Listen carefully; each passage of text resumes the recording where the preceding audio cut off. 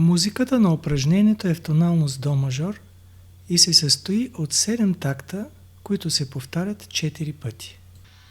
Да ги изпеем сега с Надя Колева и музикантите от ансамбъл Софийски солисти.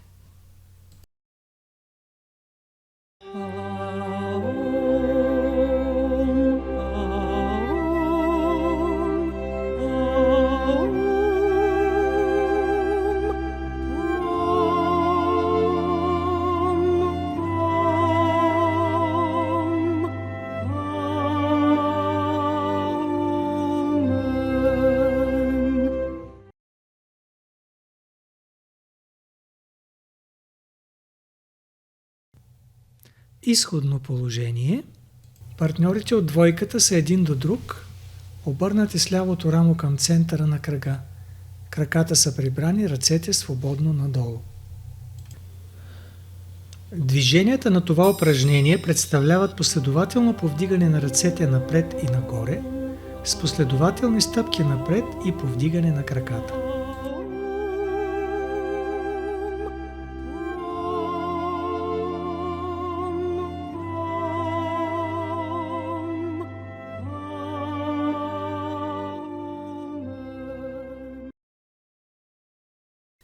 Да разгледаме сега по-подробно елементите на движението. Ще започнем с краката. Изпълняват се последователно стъпки напред, като започваме с десен крак. Една стъпка има 3 фази. Първо, изнасяме крака плавно напред до обтегнато положение, готов да стъпи.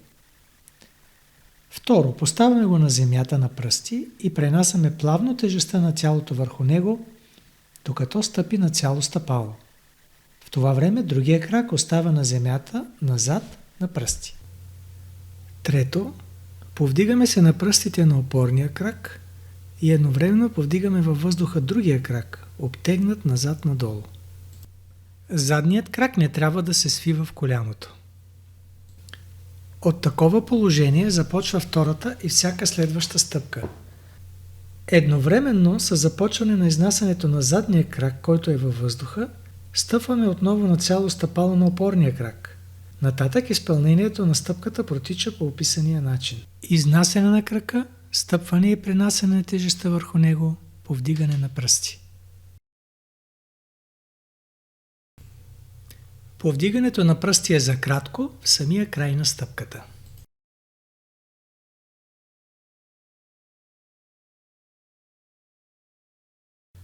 Да видим сега как се движат ръцете в синхрон с краката. Едновременно с изнасянето на крака за стъпка напред, едноименната ръка се изнася напред-нагоре, а другата ръка назад-надолу. Предната ръка достига своето крайно положение напред-нагоре под ъгъл 45 градуса в момента, в който едноименният крак е повдигнат максимално на пръсти. В същия момент другата ръка достига своето крайно положение назад-надолу, като лежи на една права с предната ръка. Изнесеният назад крак трябва да бъде по възможност успореден на задната ръка.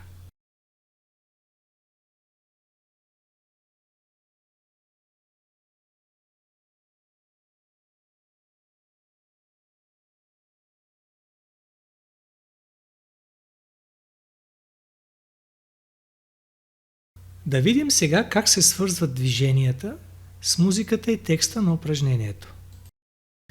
Времетраенето на всяка фаза от стъпката и на стъпката като цяло се определят от връзката между движенията, музиката и текста. При всяко изпяване на песента се правят 6 стъпки, по една стъпка на всяка дума от текста. Движенията започват с десния крак.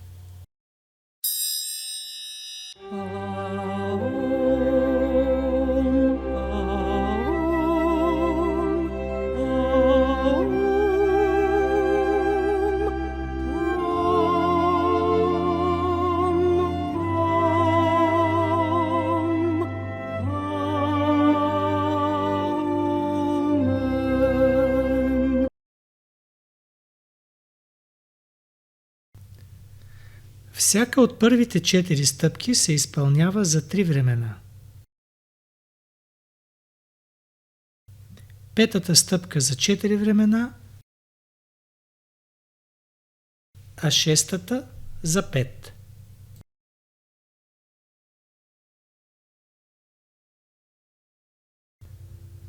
За да бъде изпълнено правилно упражнението, важно е да се знае за всяка стъпка точния момент на поставяне на крака на земята.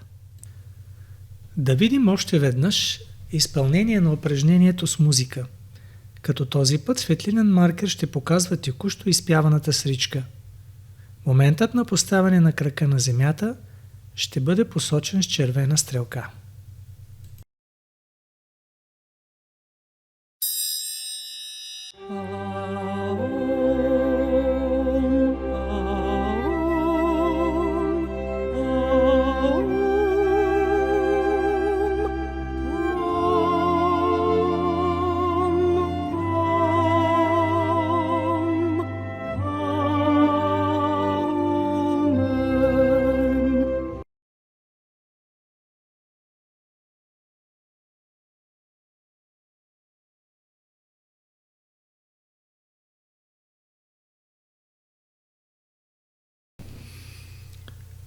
Има едно течение, което иде от Слънцето и минава през центъра на Земята. И друго едно течение, което изхожда от Земята и минава през Слънцето. Когато си протегнем едната ръка нагоре по ъгъл 45 градуса, то чрез нея възприемаме Божественото. Чрез този крак, с който стъпваме, приемаме земни енергии. Чрез тая ръка и този крак, които са протегнати надолу по ъгъл 45 градуса, изхвърляме нечистото, набраните необработени дисхармонични енергии вън от нас, към земята. Той последователно вдигане на ръцете, наклонено напред и нагоре, с последователно повдигане на нозете, то е полетът на човешкия дух. Вечният му стремеж към висините. Човек работи на земята, но вътрешният му поглед винаги е свързан със света на звездите. Той гради на земята, но иска да въплати това, което долавя от звездните сфери. Той движение е правилен път за свързване с природата, за влизане в хармоничен допир с нея.